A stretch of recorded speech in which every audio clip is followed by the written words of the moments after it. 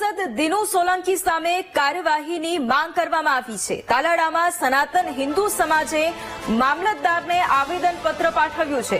દિનુ સોલંકીએ ગીર સોમનાથના કલેક્ટરને ગજની કહ્યાનો આરોપ મૂક્યો છે। દિનુ સોલંકીએ કલેક્ટર દિગ્વિજયસિંહ જાડેજા સામે ભ્રષ્ટાચારના આરોપ લગાવ્યા હતા।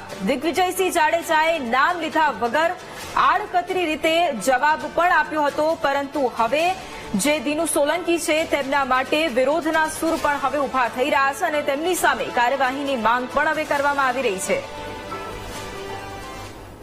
આ માણસે જે નિયમ વિરુદ્ધના બાંધકામો તોડ્યા છે એના વિરુદ્ધમાં સુપ્રીમ કોર્ટ ઓફ ઇન્ડિયાની અંદર એક પિટિશન દાખલ થઈ છે અને આ પિટિશન એમાંથી એને કોણ બચાવે?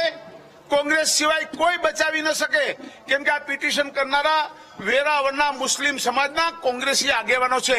એનાથી બચવા માટે આ માણસે આ તુક્કો કરી અને કોડીનાર શહેરની ચૂંટણીને સંવેદનશીલ જાહેર કરાવી। અમારા ગામમાં અમે 35 વર્ષથી નગરપાલિકા ભારતીય જનતા પાર્ટી પાસે છે।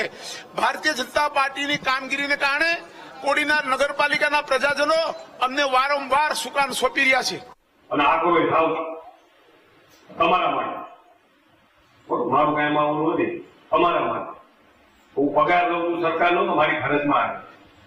હું કઈ ઉપકાર નથી કરતો, ઘણા કે સાહેબ બહુ આમ કપાય, સાહેબ હું એવો પગાર નથી સાહેબ, એટલે અમે કરી આ તો અમને કુદરત એવી આપી છે કે પગારે મને આશીર્વાદ મળે। એ વસ્તુમાં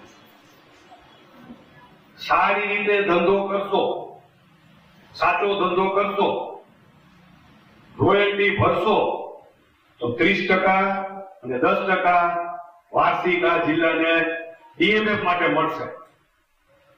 તમે વાંચો છો ને ખનીજ ચોરો પર દવાઈ, એટલે ખનીજ ચોરો પર દવાઈ કરી છે, સરકારની રોયલ્ટી પણ જાય છે એમાં અને જે આપણા જિલ્લાને મળવાનો હક છે એ જાય છે। તો તમને આજ ખબર પડશે, આજે ક્યાંક 18 કરોડ ને ક્યાંક 7 કરોડ ને ખનીજ ચોરીઓ હજી આવા સાંભળો।